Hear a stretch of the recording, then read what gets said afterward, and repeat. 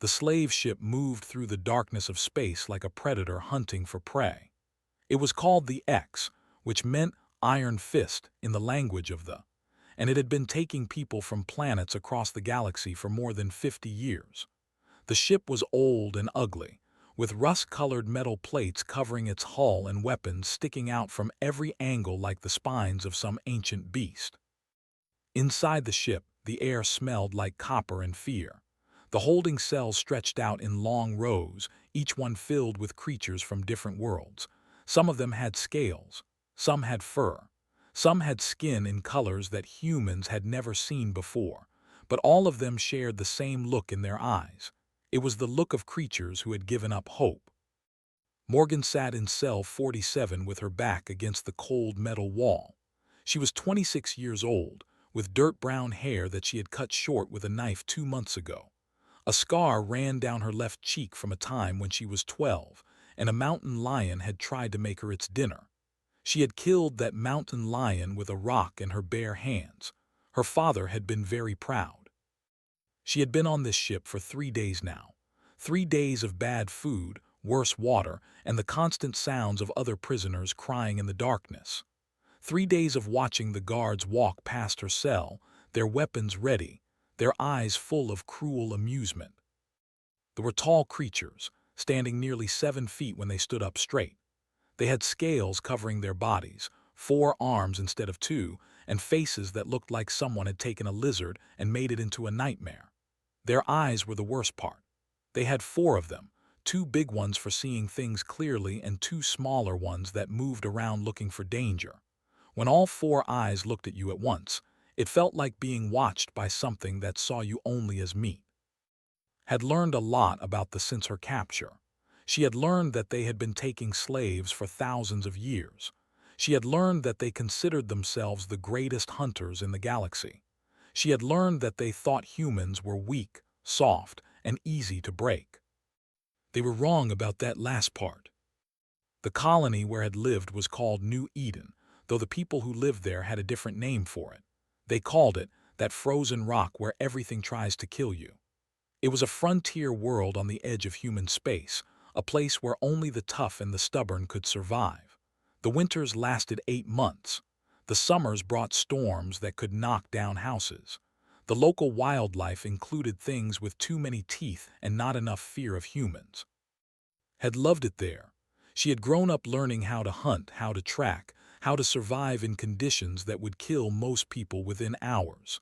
Her father had taught her how to fight, how to shoot, and most importantly, how to stay calm when everything was going wrong. Her mother had taught her patience, how to wait for the right moment, how to think before acting. Both of those lessons were keeping her alive right now. The raid on New Eden had come without warning. One moment had been working in the fields outside her family's farm. The next moment, ships had appeared in the sky and started dropping soldiers everywhere. They had moved fast, grabbing everyone they could find and dragging them toward the landing zone. Had fought back. She had grabbed a farming tool, a heavy metal thing used for breaking up frozen ground, and she had started swinging. The first who came at her had lost several teeth. The second one had gotten a broken arm. The third one had tried to grab her from behind, and she had turned around and driven the sharp end of the tool into his throat. That was when they had shot her with something that made her whole body go numb. She had woken up in this cell, alone, with dried blood on her hands and a burning anger in her heart. Since then she had been watching the guards, learning their routines, watching the other prisoners, seeing which ones might be useful and which ones were too broken to help, watching the ship itself, looking for weaknesses, for opportunities, for anything she could use. The guards came by her cell every 6 hours. They never opened the door unless they had to, and when they did, they always came in groups of 3 or more. They were afraid of her. She had seen it in the way they looked at her, in the way they kept their distance, in the way they talked about her in their own language when they thought she could not understand. But understood more than they knew. The translator implant they had put in her head worked both ways. She heard everything they said, and she remembered all of it. They called her the dangerous one. They talked about how she had killed 3 of their soldiers during the capture, how she had nearly killed a 4th before they finally brought her down. They talked about how the captain wanted to sell her at the highest auction, where rich buyers paid extra for difficult slaves. They talked about how the head guard, a creature named, wanted to break her spirit before they arrived. Was looking forward to meeting. The cell door made a hissing sound and looked up. 3 guards stood in the doorway, their weapons pointed at her. Behind them, a 4th figure stepped into the light. Was bigger than the other. He stood almost 8 feet tall, with scales that were darker than the others, almost black. His 4 arms were thick with muscle, and his claws looked like they had been sharpened recently. He wore a weapon on his belt, a long staff with a glowing tip that had seen the guards use on other prisoners. They called it a pain staff, and it did exactly what the name suggested. So, said, his voice coming through the translator as a wet, rasping sound. This is the human who has been causing problems. Did not stand up, she did not move at all. She just looked at him with the same expression she had used when watching that mountain lion all those years ago. Patient, calm, waiting. I hear you killed 3 of my crew, continued. Very impressive for such a small creature. They should have been faster, said. Made a sound that might have been a laugh. Faster. My soldiers are among the quickest warriors in this sector. They have captured thousands of slaves without losing a single member. And you, a tiny human female, you killed 3 of them with your bare hands. I had a tool, said. A farming implement, it helped. And where did you learn to fight like that? I was told humans were peaceful creatures, weak, easily controlled. Finally stood up. She moved slowly, keeping her hands visible, not making any sudden movements. Guards shifted nervously, their weapons tracking her every motion. Whoever told you that, said, was either lying or stupid, probably both. Took a step closer. The pain staff on his belt hummed as he touched it, a warning sound that made the other prisoners in nearby cells whimper and press themselves against the far walls of their cages. I have been breaking slaves for 40 cycles, said. I have crushed the spirits of species from 100 different worlds, the who think themselves brave warriors, the who believe their gods will save them, the who try to bargain their way to freedom. All of them break eventually. All of them learn their place. He leaned down, bringing his face close to the bars of cell. All 4 of his eyes were fixed on her now, and she could smell his breath, hot and rotten like something had died in his mouth. You will break too, little human. They all do. Looked at him for a long moment. She thought about her father who had taught her to fight. She thought about her mother who had taught her patience. She thought about the mountain lion and the rock and the blood on her hands when it was over. Then she spoke, and her voice was very calm. I am going to warn you once, she said, just once, so listen carefully. Secondary eyes twitched with amusement. His main eyes never blinked. Whatever you are thinking about doing to me, continued, do not do it. Walk away. Find someone else to torment. Because if you touch me, if you hurt me, if you even try, I am going to kill you. I am going to kill you, and I am going to make sure it hurts, and I am going to enjoy every second of it. There was silence in the holding cells. Every prisoner within earshot had stopped moving, stopped breathing, stopped existing except as witnesses to this moment. No one talked to like that. No one threatened. No one even looked in the eyes unless he told them to. And then laughed. It was a horrible sound, wet and gurgling like someone drowning in thick mud.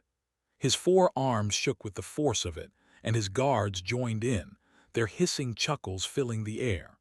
Laughed for a long time until tears were running from his smaller eyes, until he had to lean against the cell bars just to stay standing.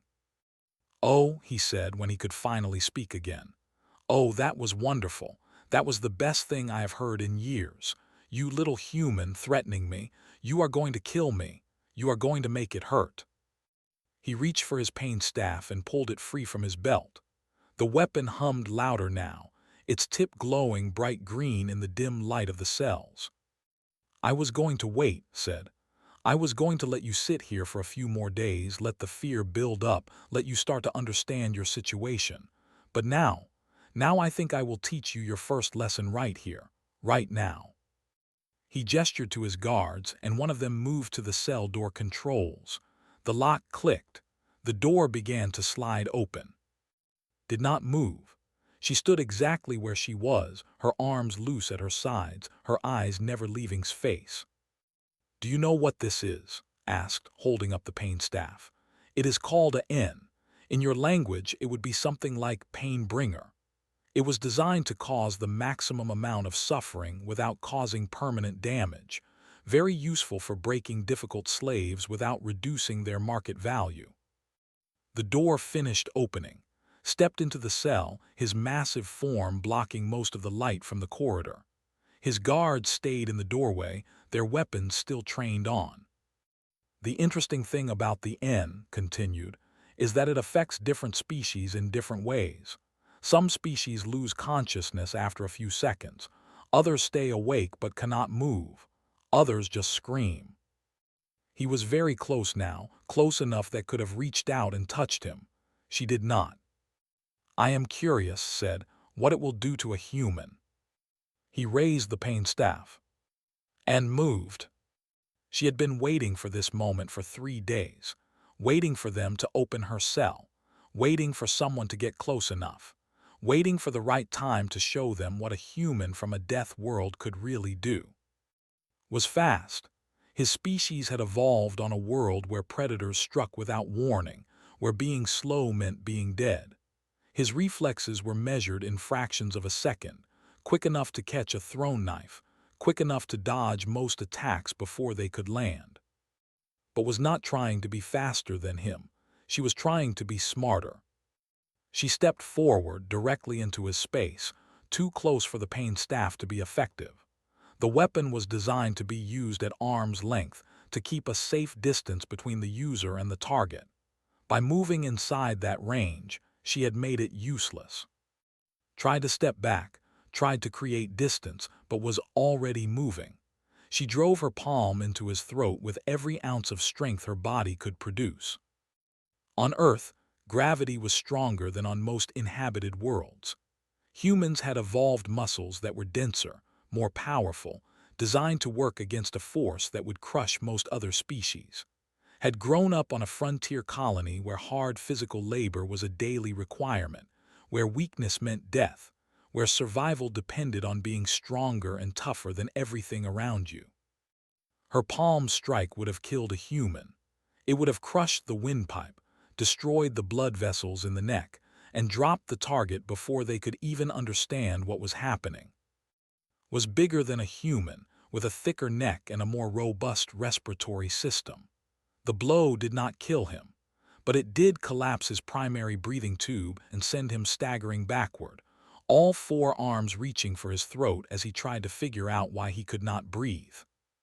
The guards in the doorway were frozen with shock. They had never seen anything like this. Slaves did not fight back. Slaves did not attack their captors. Slaves especially did not attack the most feared guard on the ship. Did not give them time to recover. She grabbed the pain staff as it fell from his hands, reversed her grip on it, and threw herself at the first guard before he could even raise his weapon. The pain staff was not designed to be used as a stabbing weapon, but anything could be a weapon if you used it correctly. She drove the glowing tip into the guard's eye socket, felt the resistance as it punched through something soft, and then there was a bright flash, and the guard dropped to the ground without making a sound. The second guard fired. His weapon was set to stun, designed to drop targets without killing them. The bolt hit in the shoulder and sent lightning through her entire left side. Her arm went numb. Her leg buckled. Her vision went white at the edges. A normal creature would have fallen. The stun weapons used by they were designed to overload nervous systems, to bypass conscious control and force the body into shutdown. No species in the galaxy had ever been recorded staying conscious after a direct hit. But humans were not like other species. Humans had evolved something called the stress response, a set of chemical reactions in the body that triggered during moments of extreme danger. When a human was truly scared, truly angry, truly fighting for their life, their body released floods of adrenaline and other chemicals that changed how they functioned. Pain became distant. Fear became fuel. The body's normal limitations disappeared, replaced by something raw and primal and extremely dangerous. Felt the stun bolt hit her. She felt the numbness spreading through her body. She felt her conscious mind trying to shut down, trying to surrender to the darkness. And she refused. She pushed through it, one step at a time, forcing her legs to move, forcing her arms to work, forcing her body to obey her will instead of its own instincts. The second guard fired again, and this time the bolt caught her in the chest, directly over her heart. She stumbled, she nearly fell, but she kept moving.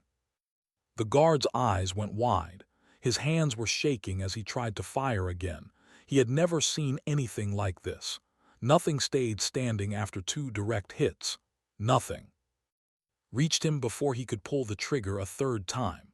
She grabbed his weapon arm with her working hand and twisted. The joint was not designed to rotate in that direction. It broke with a sound like snapping wood, and the guard screamed, a high-pitched sound that echoed through the corridor. She took his weapon and shot him with it. Then she turned back too. The big had recovered enough to stand. He was still having trouble breathing, his hands clutched at his throat, but his eyes were focused on with a mixture of fear and hatred that she found deeply satisfying. "I warned you," she said, her voice rough from the pain still echoing through her body. "I told you exactly what would happen. You should have listened." Tried to speak, but his damaged throat only produced wet gurgling sounds. He reached for a knife on his belt, a wicked curved blade designed more for intimidation than practical use. He was going to fight. Even now, even after everything, he was going to try to kill her.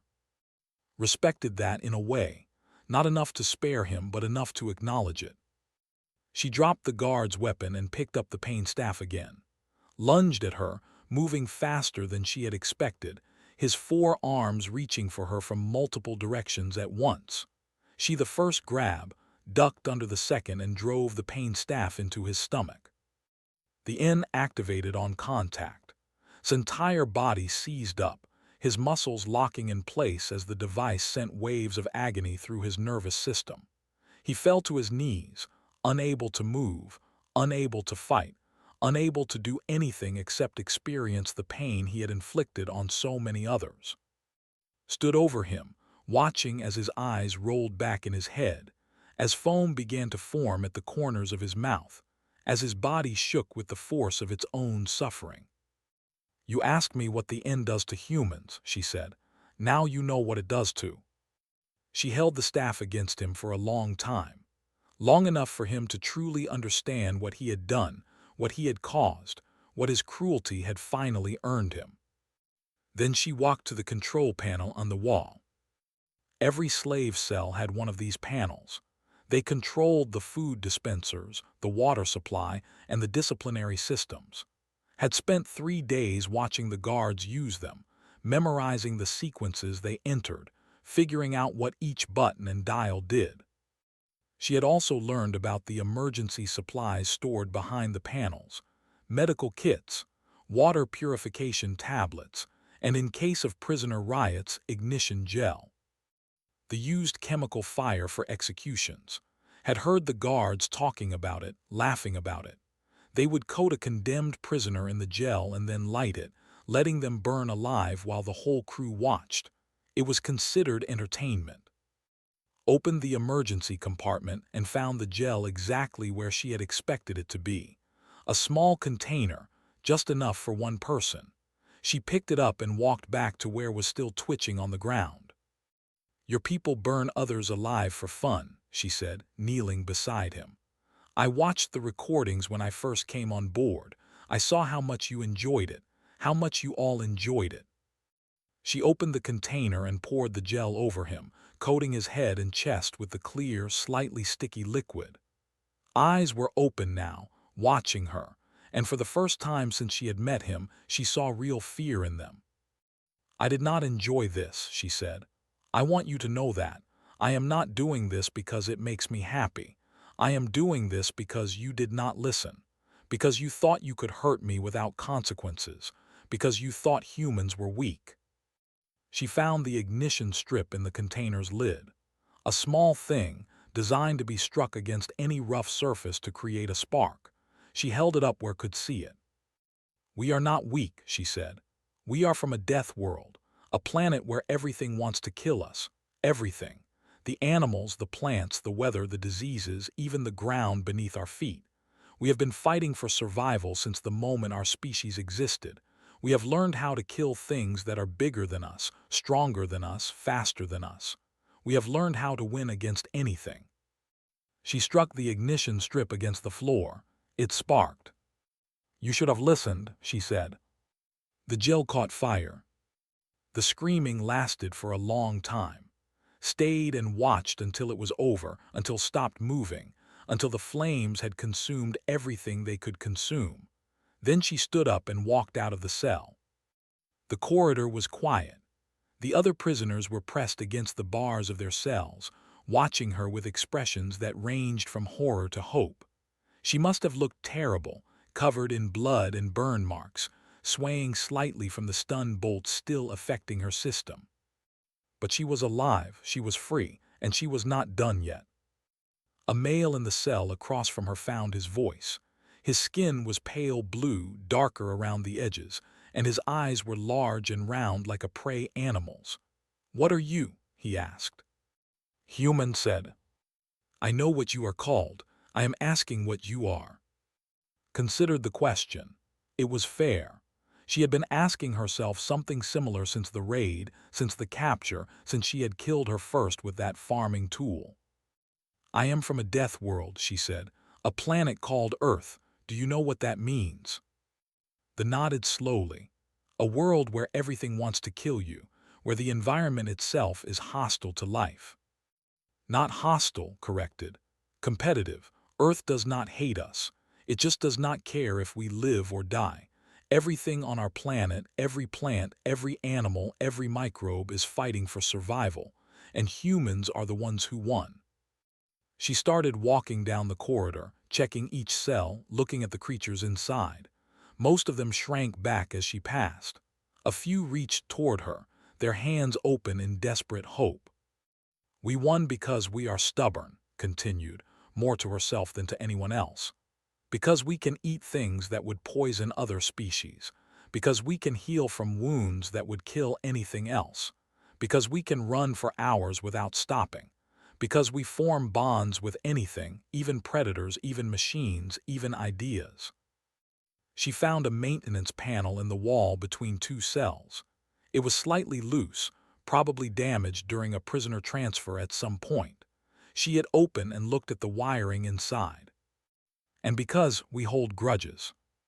There was watching her through the bars of his cell. "What are you doing?" "Taking this ship." "That is impossible. There are hundreds of on board. You are one human injured without weapons." Pulled a bundle of wires free and began examining them. "There were 4 in my cell a few minutes ago. Now there are none." "You were lucky. You had surprise on your side. That will not work again." "Maybe not." Found the wire she was looking for and started stripping the insulation with her teeth. "But I have other advantages." "Such as?" "I know things about this ship that the crew does not think I know. I know that the main power conduit runs through this section. I know that the emergency protocols are set to unlock all cells if that conduit is damaged. I know that there are weapons stored in the security station 3 corridors from here. And I know that most of the guards on this deck are either dead or running to see what happened to their captain."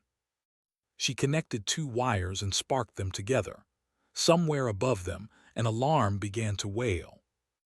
"And now," said, standing up, "every prisoner on this deck is about to be free." The cell doors clicked. Up and down the corridor they slid open, releasing creatures of every shape and size into the narrow space. Some of them immediately began running toward the exits. Others stood in their doorways, too shocked or too scared to move. grabbed one of the weapons from the dead guard in her cell, and walked to the center of the corridor. "Listen to me," she said, raising her voice over the alarm. "My name is Morgan. I am a human. I have just killed the head guard of this ship and freed all of you from your cells. In a few minutes, more guards will come. They will try to put us back in our cages. They will try to hurt us, to break us, to make us afraid again." She looked around at the faces watching her, and a dozen other species she did not recognize, all of them scared, all of them uncertain. "You can run if you want," continued. "You can hide and hope they do not find you. You can surrender and hope they show you mercy. That is your choice." She checked the weapon in her hands. It was fully charged. "But if you want to fight, if you want to make them pay for what they have done to you, then follow me. I am going to take this ship. I am going to free everyone on it. And I am going to show the galaxy what happens when you try to enslave humans." She turned and started walking toward the sound of running feet. After a moment, she heard footsteps behind her. Not many, but some. It was a start. The first response team found her in Corridor 7. There were 8 of them, armed with stun rifles and riot shields, trained for exactly this kind of situation. They formed up in a standard containment formation, shields interlocked, rifles covering all the angles. The team leader, a veteran named, barked orders in rapid. They would stun the rebels, drag them back to their cells, and make examples of the leaders. This was not the first prisoner uprising they had dealt with, and it would not be the last. Watched them from 30 feet away. She had found a length of metal pipe during her walk through the ship, and she held it loosely in her left hand. The guard's weapon was in her right. "Surrender," commanded. "Drop your weapons and submit." "No," said. "You cannot escape. You cannot defeat us. Your resistance is meaningless." "I know I cannot escape." His voice was calm, almost conversational. "The nearest human space is 3 weeks away at maximum warp. I have no idea how to fly this ship. Even if I did, I could not do it alone." "Then why fight?" Smiled. It was not a pleasant expression. "Because I am not trying to escape. I am trying to hurt you. I am trying to make this so expensive, so painful, so absolutely devastating that the next time your people think about raiding a human colony, they will remember what happened here and choose someone else." She started walking toward them, not running, walking, slow and steady like she had all the time in the world.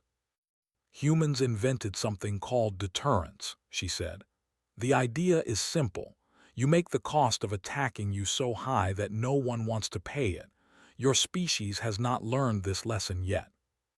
She was 20 feet away now. The guards shifted nervously behind their shields. "I am going to teach it to you." Gave the order to fire. The stun bolts hit across her chest and shoulders. Her muscles spasmed. Her vision went white. Every nerve in her body screamed at her to fall, to surrender, to accept that this was over.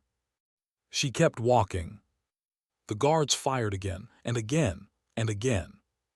Fell to one knee. Blood was running from her nose. Her hands were shaking so badly she could barely hold onto her weapons. But she was still conscious, still moving, still coming toward them. "The thing about pain," she said, her voice rough and distant, "is that humans have a lot of experience with it. We have been hurting ourselves and each other since before we had language. We know how to push through it." She stood up. "And we know how to share it." She raised the guard's weapon and fired. The bolt caught in the face, punching through his helmet visor and dropping him where he stood. The formation broke.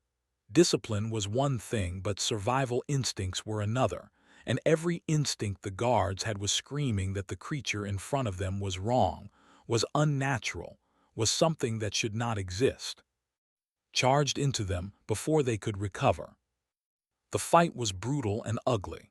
Had no technique, no training, no real idea what she was doing. She had only rage and pain and a desperate determination to hurt them as badly as they had hurt her. She hit one guard in the knee with the metal pipe. He fell, and she hit him again in the head. She shot another one point-blank in the chest. A third one grabbed her from behind, all four arms wrapping around her, trying to crush the life out of her. She bit down on his hand until she tasted blood, and when he let go, she drove her elbow into his face over and over until he stopped moving. The remaining guards ran. They just turned and ran, leaving their weapons and their fallen comrades behind. Stood in the middle of the corridor, breathing hard, covered in blood that was not entirely hers. Behind her, she heard the other prisoners approaching, their footsteps cautious and uncertain. "Is she alive?" someone asked. "I think so." "What do we do now?" Turned to face them. There were maybe a dozen of them, armed with pieces of metal and stolen weapons, their eyes wide with fear and hope. "Now," she said, "we keep going." They moved through the ship in a loose group at the front, picking up more freed prisoners as they went. Some of them could fight. Most of them could not. But all of them could follow directions, could hold weapons, could stand in front of a door and make the guards think twice about coming through. They were not prepared for this. They were used to dealing with isolated incidents, single prisoners who got violent or small groups who tried to overwhelm a guard. They had protocols for those situations. What they did not have was a protocol for a full-scale rebellion led by a creature who would not stay down no matter how many times they shot her. Learned to use this. She learned that the guards would hesitate when they saw her, would hang back and wait for reinforcements instead of engaging directly. She learned that her reputation was spreading through the ship, that rumors about the human who had killed were being whispered in every corridor and compartment. She used that fear like a weapon. "We need to get to the engineering section," she told the male, whose name was Bevel. He had emerged as something of a leader among the other prisoners, organizing them into groups, keeping track of who had weapons and who needed protection. "If we can control the power systems, we can shut down their weapons and life support in the crew sections." "That is easier said than done," Bevel replied. "The engineering section is heavily guarded.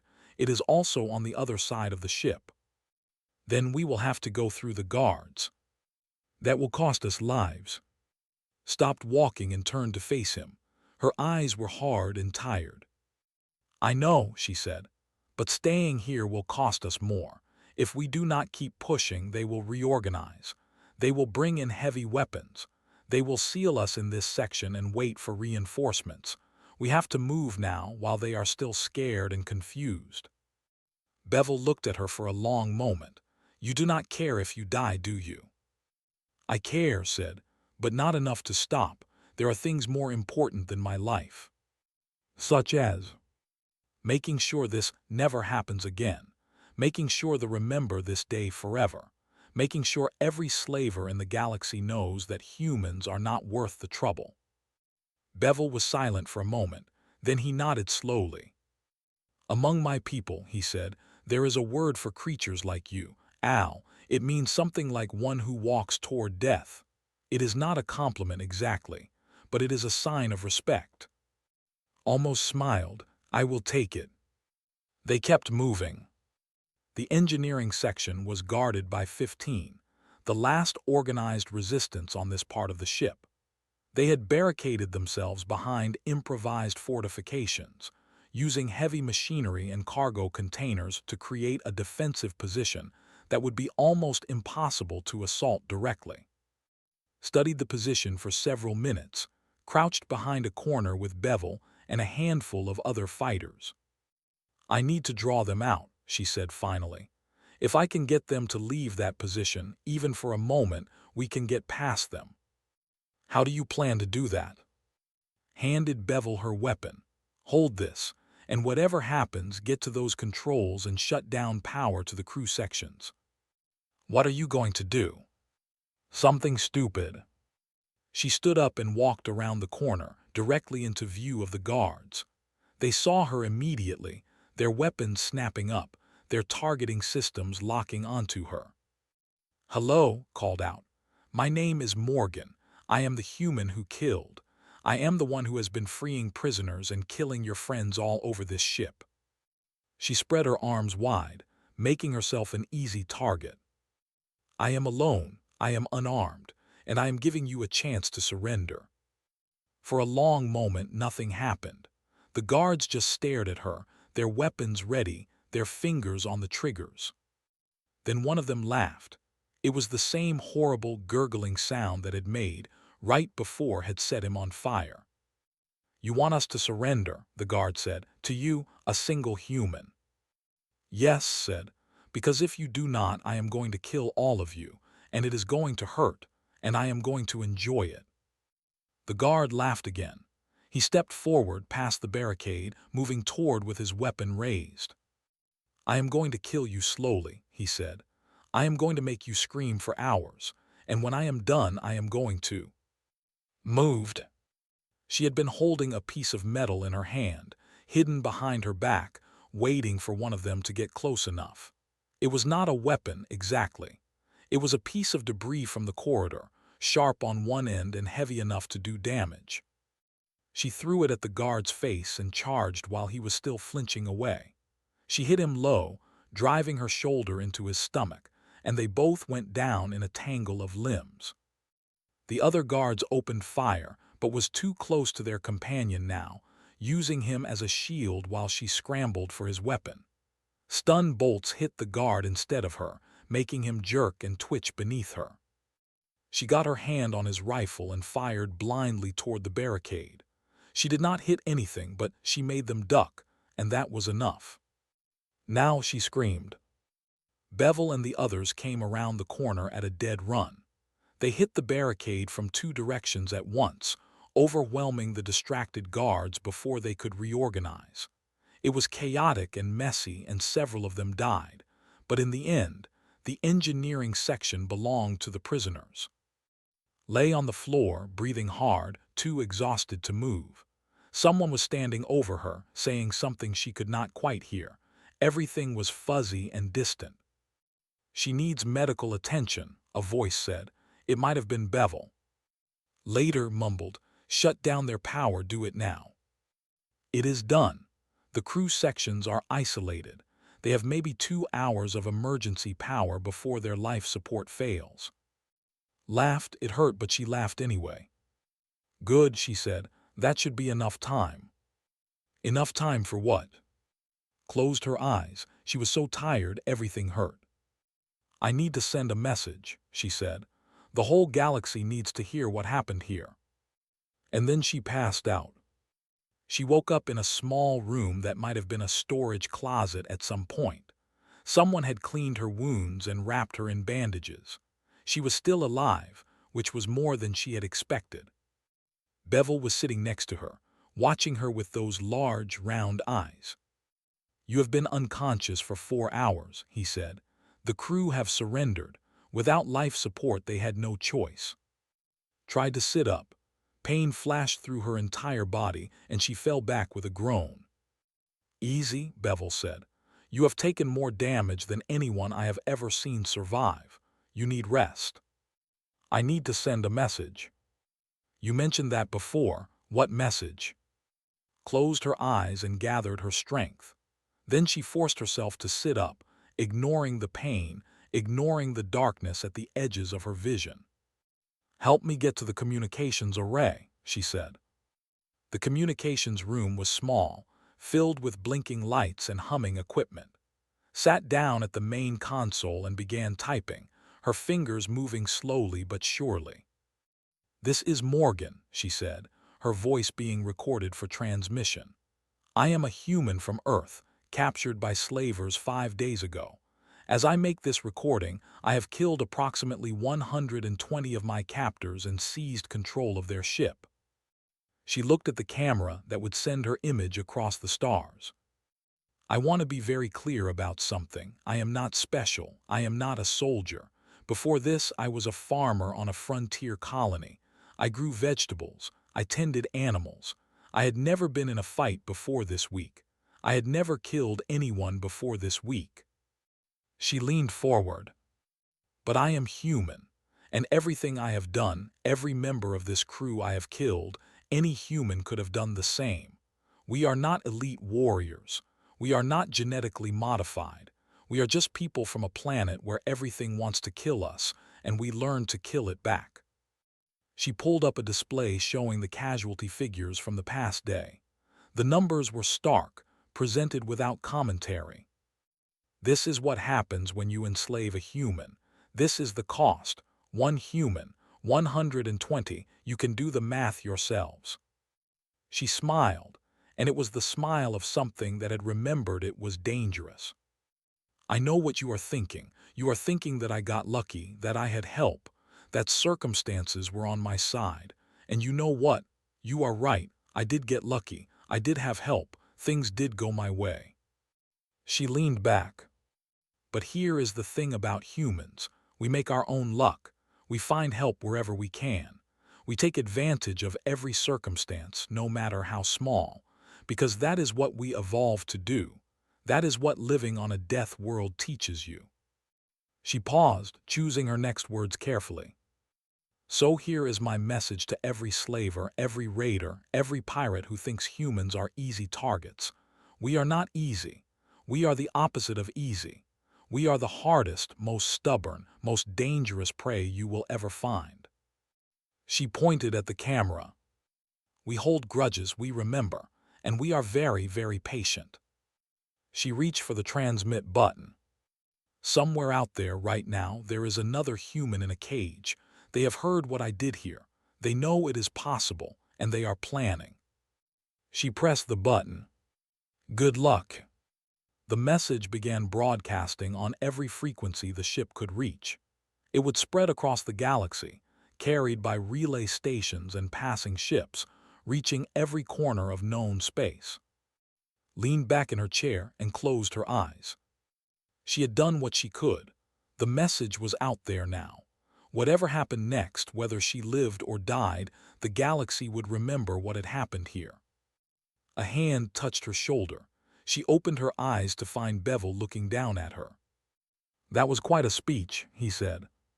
"Thank you. Do you really think it will make a difference?" Thought about it. She thought about her father who had taught her to fight. She thought about her mother who had taught her patience. She thought about everyone she had lost since the raid, everyone who would never go home again. "I do not know," she said honestly, "but I had to try. If even one slaver decides that humans are not worth the trouble, if even one raid gets called off because of what I said, then it was worth it." Bevel was quiet for a moment. Then he said, "Among my people, we tell stories about heroes, great warriors who stood against impossible odds and changed the course of history. I always thought they were exaggerations, myths designed to inspire the young." He looked at her with something like wonder in his eyes. "I do not think that anymore." Shook her head. "I am not a hero. I am just someone who refused to accept what was happening to me." That is exactly what a hero is. Did not have an answer to that. She was too tired to argue, too hurt to think clearly. She just closed her eyes and let the exhaustion finally take her. The ship drifted through space, its crew captured or dead, its cargo holds filled with freed prisoners instead of slaves. The message had sent continued to spread, reaching further and further into the galaxy with every passing minute. And somewhere in the holding cells of 1,000 ships, in the auction houses of 100 worlds, humans heard it. They heard what one of their own had done with nothing but determination and rage. And they started planning. The Slavers Guild officially ceased operations 8 months later. The losses had become unsustainable. Humans fought too hard, killed too many guards, inspired too many rebellions among other captive species. The profit margins disappeared, and without profit there was no point.